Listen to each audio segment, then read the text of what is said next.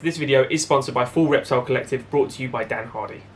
Head over to their website at fullreptile.co.uk where you can find anything from training gear, t-shirts, hoodies, all the way to coffee. For an exclusive 10% off, use Dan Said So at checkout.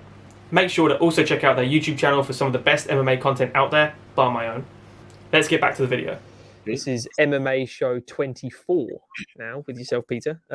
Thank you for joining again. I'm super naive to a lot of this stuff, but it's super educational for me and for anyone that does listen, because Kate Bassett came in immediately and just said you're the best nutritionist ever. So with a nice comment when I released it. So you're getting a lot of love from people out there, which is nice.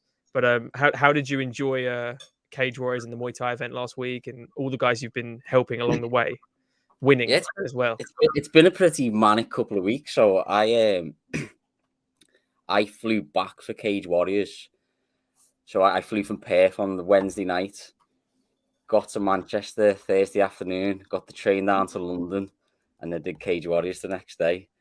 So it was pretty hectic couple of days, but it was worth it. A few coffees, a few cans of Red Bull, and that got me going. But yeah, it was awesome. Good to see. Like, that's the thing with my job.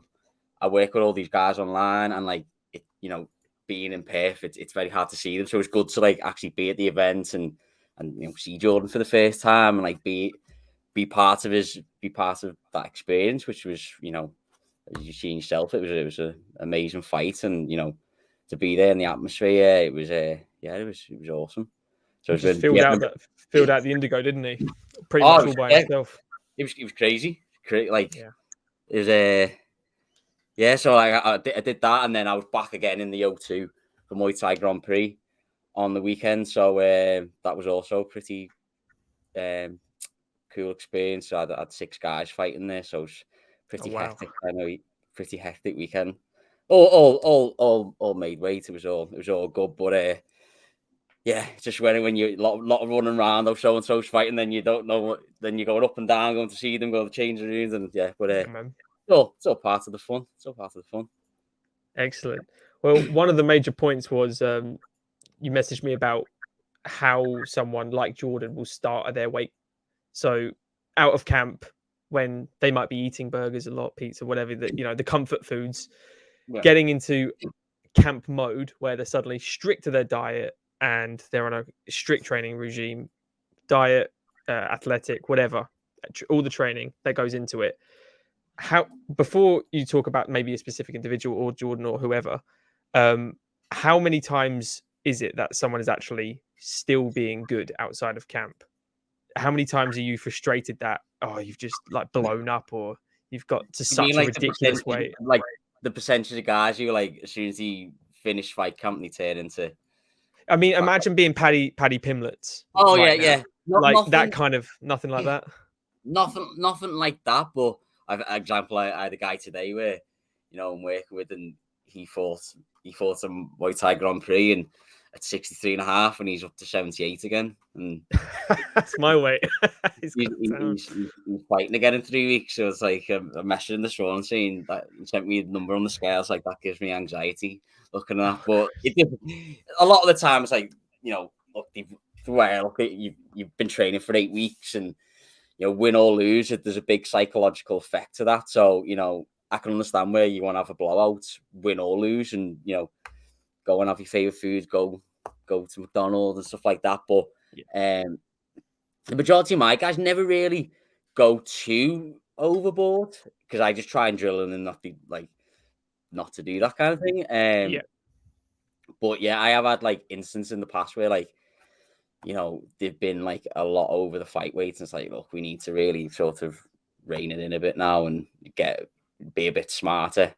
And I think a lot of the time it's down to the fact that they don't know what they're doing. It's the first time. So when they work with nutritionists, then they're getting that feedback. They're a bit more clued onto it for the next time around. It's always guys who haven't been with me for long, who after the first fight, they may put on a little bit extra weight, but as soon as they start working a little bit longer, they get into the habit of adopting a better diet practice, and not necessarily following a set plan, but a bit of a template, and being a bit objective in what they're eating and stuff like that.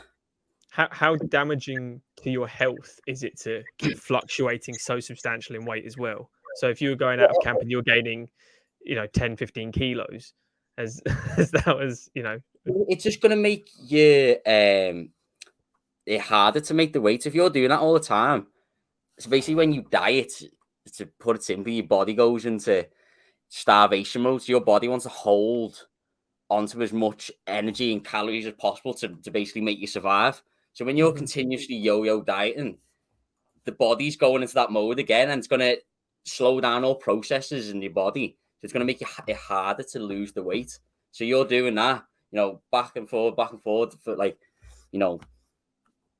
6 years, for example. Like, it's just going to be really hard to make the weight. And when you diet and then you eat again, your body's quite prone to storing fat. It's more efficient at storing fat because it has food, and it's like, okay, we don't know when we're getting any food in again, so it becomes more efficient at storing fat. So they typically put on more body fat post fight, and then it's just a repeated cycle. And like, look, when you see like the Paddy the Baddy vlogs and stuff like that, and people's like, oh yeah, it's cool, he's fat and happy. Like, yeah, I get that, but for the long term, is that a good thing?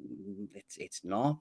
But people probably look and think, oh yeah, it's great, but try fighting 5 times a year, ballooning up to that weight, and it's gonna be hard. Yeah. And like the crazy thing is as well, he works with like people a lot cleverer than me, like people in the universities and stuff like that. I'm surprised like they haven't tried to tell Maybe him they have. He's just a wild card. Maybe haven't. Yeah, like, I don't care. But yeah, I suppose as I said, like once you finish your fight, what an event for him to be at and stuff like that. And he's like, he wants to enjoy himself. So who am I to sort of criticize? But like long term, doing that is not great. And a lot of people that were at Cage Warriors in Manchester last week, and they just said that he was just eating like fried chicken there, and then leaving and coming back, and he had another box of fried chicken. And they're like, "Where does it go?" Like, the guy just loves to eat, and it's a horrible thing for him, I'm sure. Then he wants to just be a fatty Pimlet in the end. Hey, as long as he does it. So, what was the example you would wanted to discuss? Was it Jordan Vucenic's weight? Yeah, so like Jordan, we were lucky. We had like I think it was 10 weeks, 10, 11 weeks we had. So we had a good amount of time to sort of gradually get the weight down. And Jordan was starting off around 78 kilos. So we had enough time to really get that weight down slowly. And so we just did he was losing around half a kilo a week, just a little bit more than that. So then we came to fight week, and we were well within the 10% range. So try and get me guy like 10. If you're 10% and under fight week over your weight, that's cool. And then over that, it's like it's more difficult. But your 10%, 8% is usually like the sweet spot I try and recommend. So Jordan was well within that range, and then Joe, it was a pretty good weight cut. Didn't have much to do the night before in terms of the water cut, and he mentioned himself that he never made weight as I would say easy. It's never easy doing a weight cut, but as good. So it's good to like see the difference of him like following a structured meal plan throughout fight camp, how that can make such a difference, regardless if it's with me or with someone else. It's like it's good to see, and his performance showed that on the night. He was pretty awesome. And, I mean, I didn't see him slowing down at all. I know he lost the first round in the fight. Kind of got didn't take any damage at all. Just kind of got out grappled a little bit, and then the second round he just switched on. And I mean, the dude's ridiculous. He's one of the most professional guys I like. He is like to the T, follows everything. He wants to be the best he can be, and like it's good working with someone like that, because like what you tell them to do something, or you give them like they're gonna do it, and he's got that mentality where my personal, he's gonna make it to the top 100%, and he's got like he's dialed in and everything. Like after his fight, we're back straight back to it. A couple of days later, back on a plan, getting it. Yeah. So like, so we're doing a bit of what's called basically like a reverse diet. Jordan probably won't mind me talking about it, but it's like, so obviously when you've dieted down for so long, and then when we're talking about Paddy, and you consume 10,000 calories a day, and you boom, balloons up. The reverse diet is doing it in sort of a stepwise fashion. So you're slowly increasing the calories up each week, around 5-10%, depending on the individual, and we're slowly getting that weight up. So you're putting the weight back on, but you're not putting body fat. You're not putting as much body fat on. We're doing it in a slower fashion. So we're in week. I'm trying to think how many weeks in week 4 now. Maybe week 4 doing that now. So yeah. So that's what I try and typically recommend my guys to do, is do a bit of a reverse diet after, like slowly go, okay, have a few days off, and then we'll slowly increase the calories week by week till we get to like a stable number where we want to be, and then it makes things a lot easier when it comes to the next fight camp. A lot easier. So how high would you recommend that Jordan eventually slowly builds back up to 78 kilos, and that's fine to sit at that? So around that 70, like 77, 78. So you started off, for example, you'll give the guy 2,500 calories on the first week, and then with the reverse diet, you slowly increase that by like 5-10%. So then the next week's maybe 2,700, 2,800, and then you do that for a few weeks till the weight sort of stabilizes. So it's so it stays around like is 77, 78, and then we stick a bit of a maintenance period. But so we're in that in the moment, and it's just as I mentioned, we're doing that. You don't balloon up. You don't put as much body fat on. He's back in training. He's training most days. So like, to be, like, my opinion is to be at like the top of your game, you need to be. It's not just like a fight camp and then off again. It's like, I wouldn't say 52-week fight camp, but you got to be pretty dialed in all year round if you want to make it to them top levels. I believe anyway. Yeah, absolutely. Well, one of the questions that kept coming up was, if you've got fighters, are you aware of Ilia Topuria? He's in the UFC at the moment. He knocked out Jai Herbert at UFC London. Oh yeah. Okay, so he had the confrontation with Paddy as well. That guy, hand sanitizer boy, as Paddy called it. But so his name kept popping up as he fluctuates. He fought at 155 in that fight, and he's normally 145. How detrimental to your health is it? So he's just the example of someone that bounces between weight classes continually. Yeah. So you've got Hamzat, who's fighting this weekend. He's going to be middleweight, welterweight is so far as what he's been doing. Is that damaging to your health at all? Or would you recommend staying out, processing, going down to one specific weight and then slowly building back up? Like a lot of the time, it's ideally you need to get some baseline measurements. This is why I always recommend for people who ever contact me straight away, I go, look, you need to get some baseline assessment to see where we're at.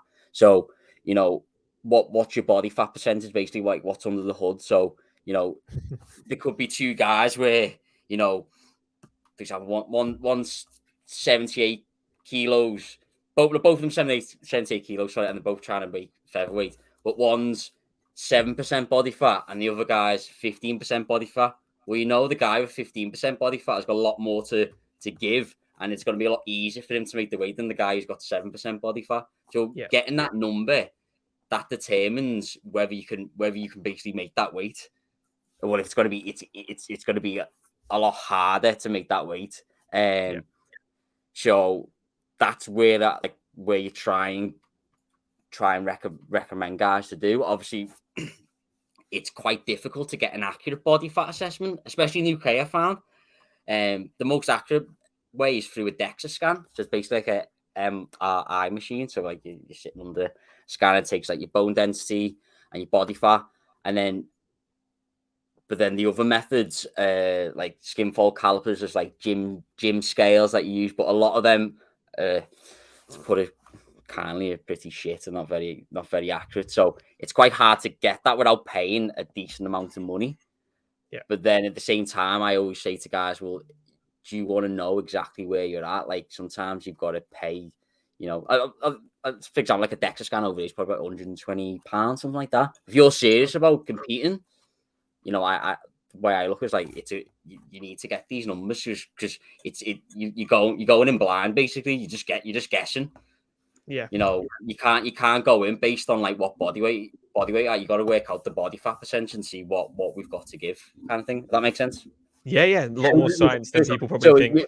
so you'd think like, you know, you would assume he's got them numbers from the UFCPI because you know, you'd assume he's trained there and stuff like that. So yeah, it's all about like body fat assessment, see where we're at, and then you can determine whether you can make that weight class or not. Yeah, to put it as simple as possible. Is there a maximum weight ratio you would ever recommend for someone? So if someone wants to make, so like Jordan, for instance, would you recommend anyone over 80 kilos try and make featherweight? I think that'd be difficult. And then say he was a guy who was 80, 81, and he wants to make featherweight, but he was only even like say like 15, 16% body fat, that'd still be a push to do. Healthily as well. Yeah, and then doing that over and over again. Yeah, it's not ideal. So like give examples. So like so when you're fighting at lightweight, most of my guys are sitting around, you know, out to fight camp 80, 82 max. But you don't want to be going really over because it all depends on how much you compete as well. And you know, the pros, they're competing 4 or 5 times a year. So doing that weight cycling regularly is just, there's not a lot of like scientific research on specifically fighters, which would be really interesting to see if someone actually did a study on that. But they have done studies on like just the repeated like yo-yo dieting, and in terms like as I mentioned before about your metabolism slows down as you diet, and then when you refeed, your metabolism doesn't go back up again to the normal levels before pre-diet, and then it's but like as I said, like you need to get some solid baseline measurements before you can determine whether you can make that weight class. Yeah, absolutely. That sounds good. Would you recommend? I've got a question here from my buddy, who's known as Jabba Jitsu. He's a big guy, 6'5". He's 310 pounds. Yeah. And he's got an underactive thyroid. Okay. And he said, what would you recommend to someone trying to lose weight with something like that? See, the only problem with me giving it, so that's more of like a dietitian kind of area, because my scope of practice is sports nutrition. So anything that's sort of thyroid or clinical based, that is more of a dietitian scope of practice. So I couldn't really give anything by law. Any sort of advice around that, because it's more clinical based, if that makes sense.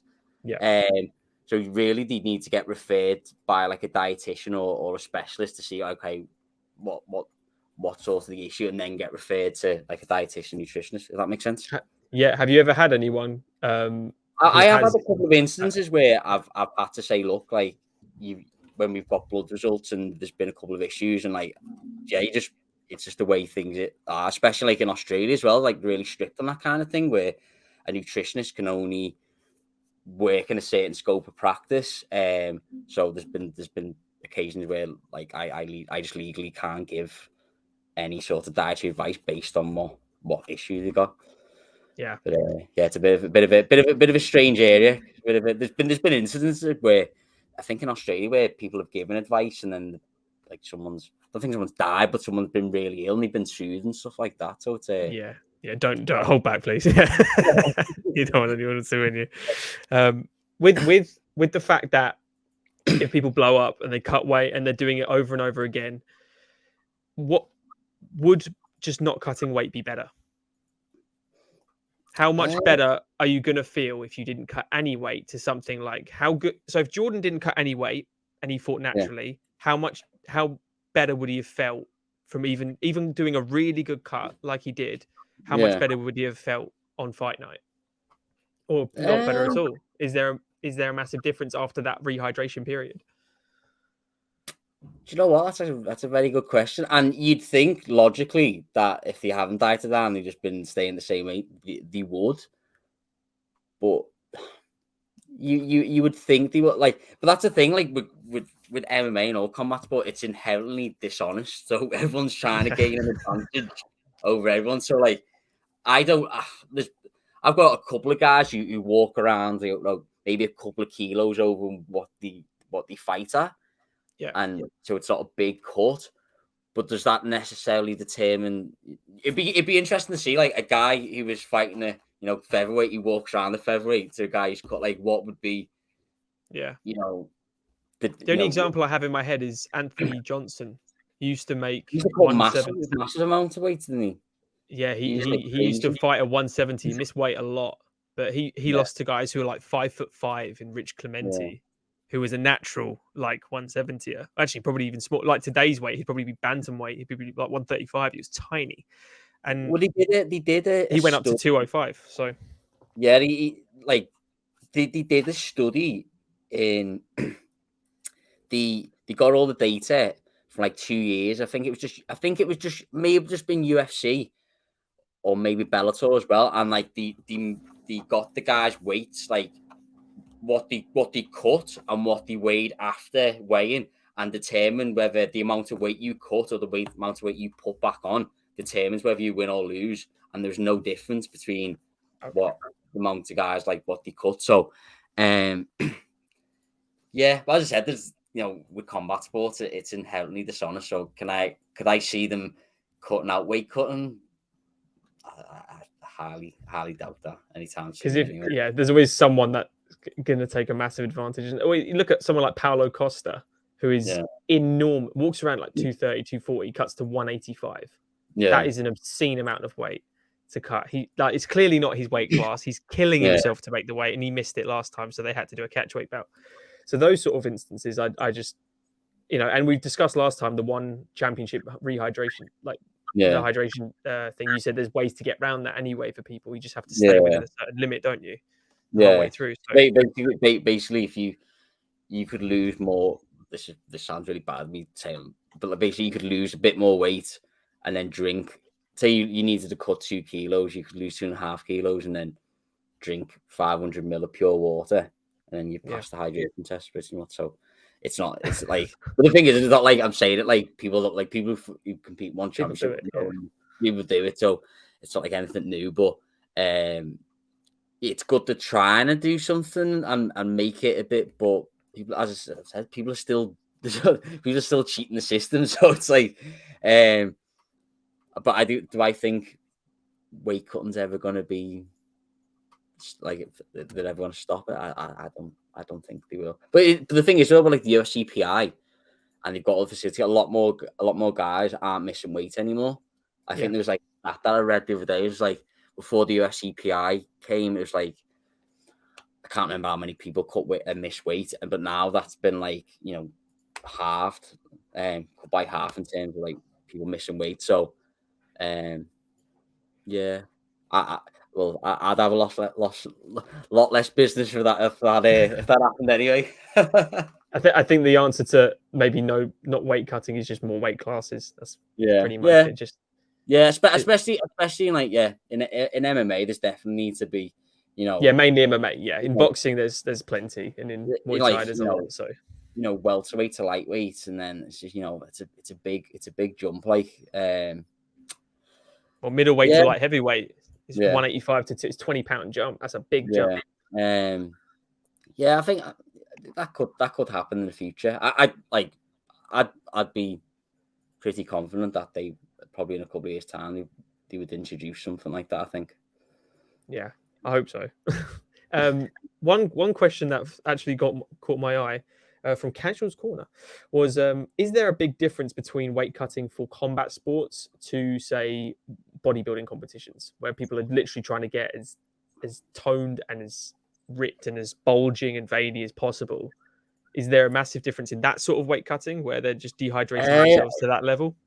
To be honest with you, because like I've never actually worked in like the bodybuilding spectrum, I can like there is similarities I think in terms of you're cutting carbs and reducing sodium and you know, for the show. And with bodybuilding, the camps are a hell of a lot longer than a fight camp. I think some bodybuilders are like in camp for like 30 weeks or something crazy like that. So there is similarities in terms of like they will deplete carbs and they'll manipulate the sodium intake. But in terms of that area, would I say I was very clued up on? I probably say I wasn't, but I could see where there would be like similarities.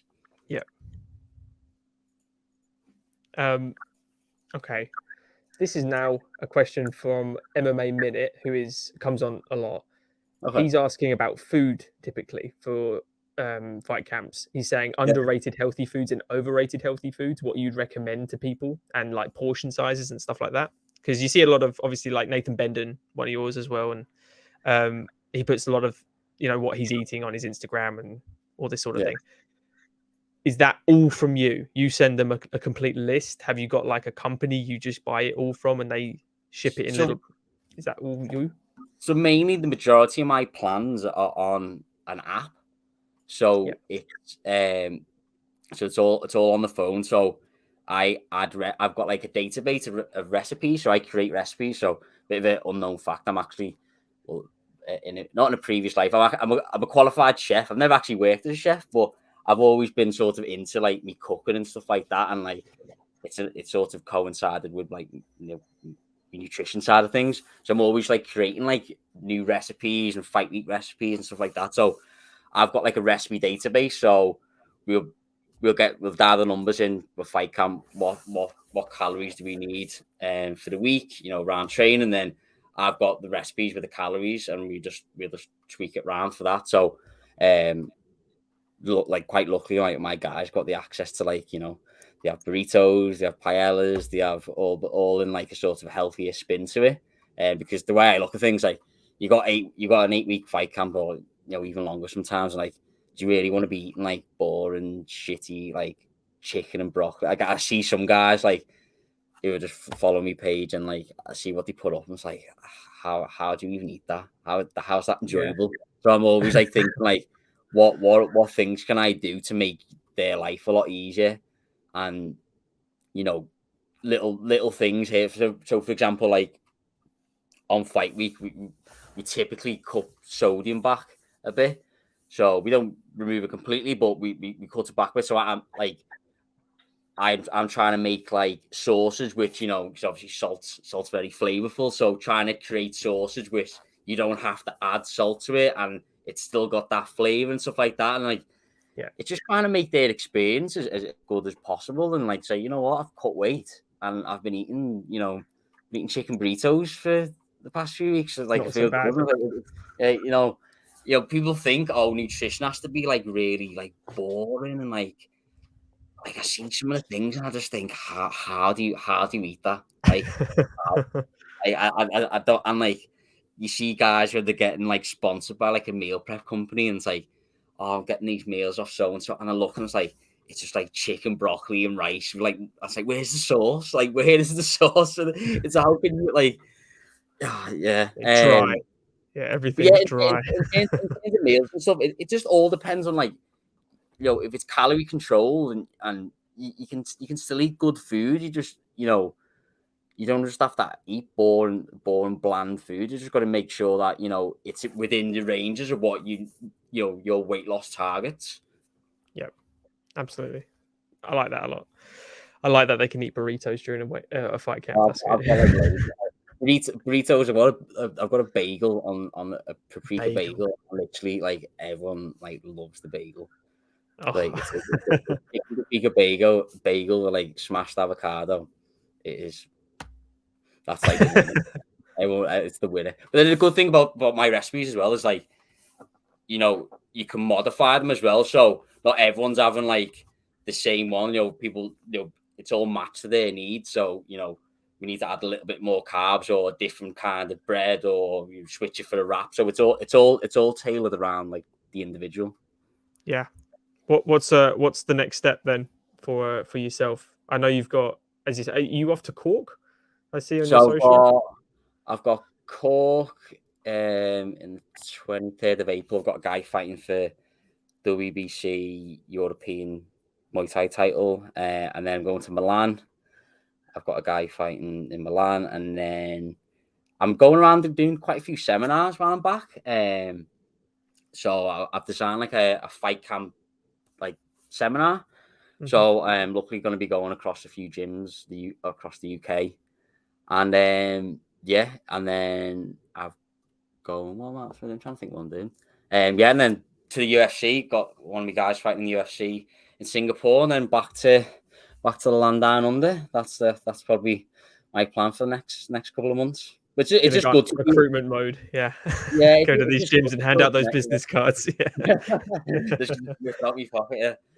just good to be at like these events and like just as I said to you, like meeting people like that you've been working for 6 months and like I've never met you in person. Like obviously the job that I've got is good to have that online capacity, but being there it just because in Perth we've still got restrictions. We still have to like wear masks indoors, and there's limits on venues and loads of MMA events. So like the big MMA events in Australia is called Eternal, and that was meant to be on in Perth, and I got cancelled like 5 times in the space of like 6 months. And then when you've got 10 guys meant to be fighting on that card, you're like, and then it's just really frustrating in Australia at the moment. So I was just like, you know what, I'm just gonna come back over here for a bit, and and everything's lifted here pretty much anyway. Yeah, that's what I mean. Everything's lifted here, and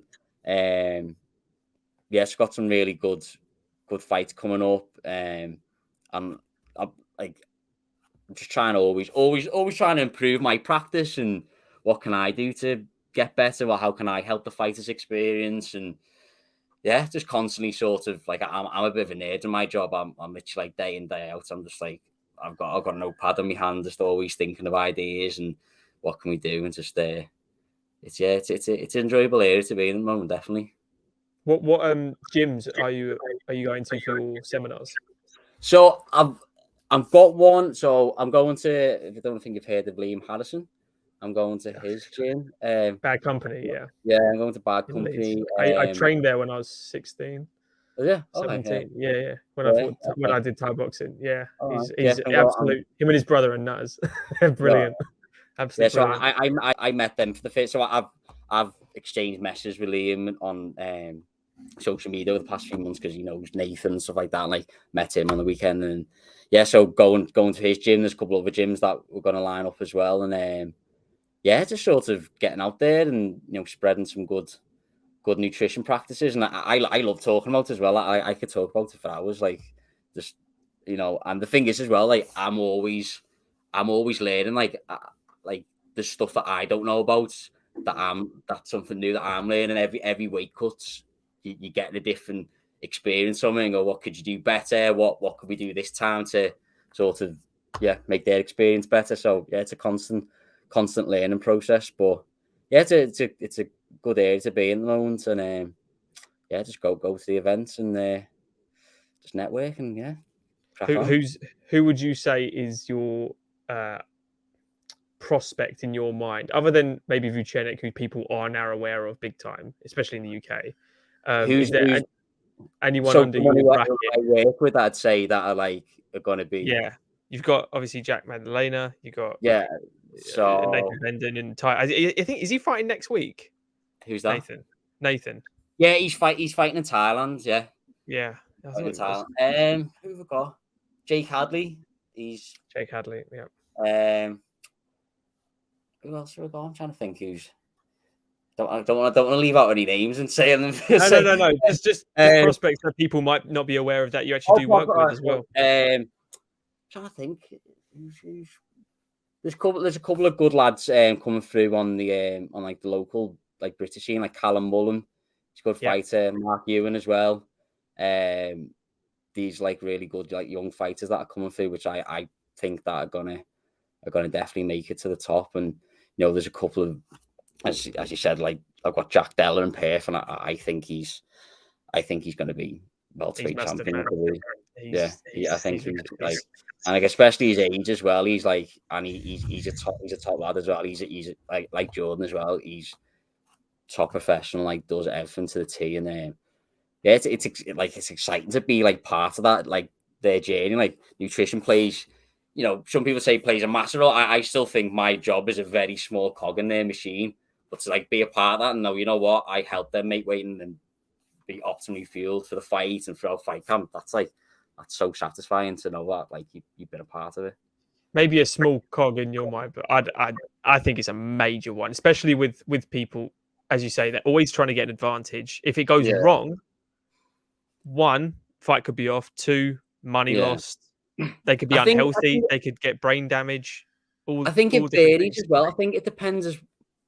I think maybe in like the elite level, that I believe it's like a smaller cog than say maybe where it's like a lower level where, you know, the difference between winning and losing isn't that 1-2% compared to like the UFC. That makes sense. So I always think like, you know, so like UFC fighters got an S&C coach, they've got a physio, they've got this and that, and like I'm just part of that team. When it's like a lower level, I think nutrition probably plays a bigger part because there's not that many cogs to it, if that makes sense. Yeah, if you can come in prime shape and you're making your debut as an amateur, and you've got you in your corner giving, you know, breaking it down, everything. That's a massive advantage in my head. But yeah, I like the elite level, but like it's good, like even like not necessarily myself, but like it's good to see the difference, like just having good nutrition practice and making like, you know, guys who work with me now who have said, you know, since they've got a nutritionist, how much it's just a game changer.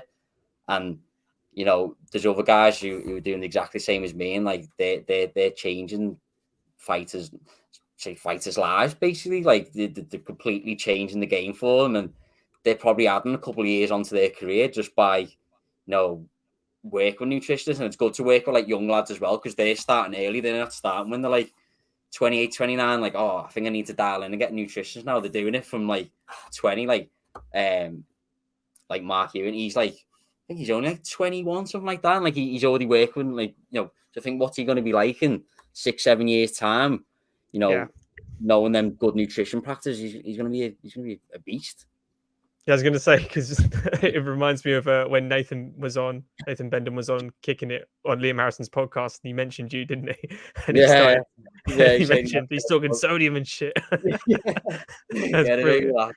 Yeah. So even someone at that level still lacked that kind of knowledge as well. So. Yeah, and like it was awesome to be part of when he won his world title, and like to be there in the corner with him, and like, you know, knowing that, you know, because he started working with me about a year ago, and it was his first fight after having like a break from Muay Thai, and then, you know, people commenting like how great he looked, how good in shape he was, and his performance was awesome. And like once he knows like that's what nutrition can do, and then the adopt that practice, and like he's on it now, like, you know, Leaving's in Thailand now, and I speak to him like daily, and you know, I view my fighters as well as like a friendship. Like I've worked with these guys for so long, and like I want them to do well. Like I want them to succeed, and you know, as I said, like knowing that I can play a small part of that, it's like that's to me, that's awesome. Like it's an awesome job.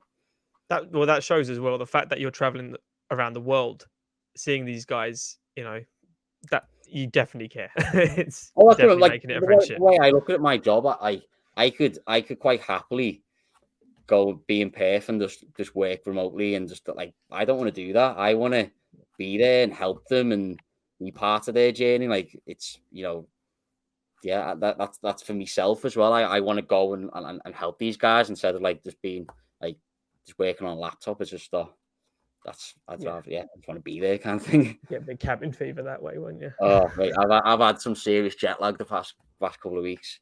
I flew back for a week to play because I basically had to fly. I came back for Nathan's show, and then I had to fly back to Australia because, long story short, I had to apply for my next visa for Australia, but you had to be on shore because if you apply for offshore, you can't go back into Australia until your visa is accepted, which could be like a year, 2 years. So I basically flew back to Australia for 6 days and then came back again. So I did 2 24-hour flights in a week. I was just like, that's what I say. When I got to Jordan, got to Cage Warrior, I was just like, absolutely zombie. It's a zombie. Absolute zombie. That's all right. Thunderstruck will wake you up when the intro to Cage Warriors. Yeah, definitely. No, awesome though, dude. I appreciate you coming on. No sending worries. more knowledge. Next time, even more questions. I'm sure we got, as I say, 16 questions. So that's not bad. Anytime, mate. Anytime. No, good luck on your seminar tour. Thank you. I hope anyone that isn't following you needs to follow you, because you just hit 12K as well. So your knowledge is being absorbed, especially by me as well, from an educational point of view. I've learned a lot from talking to you for twice now. So I hope it continues. Pleasure. Yeah, definitely. We get on again and get a few more questions down. Perfect. I appreciate it, man. You No have worries, mate. a good rest of your day. Cheers, mate.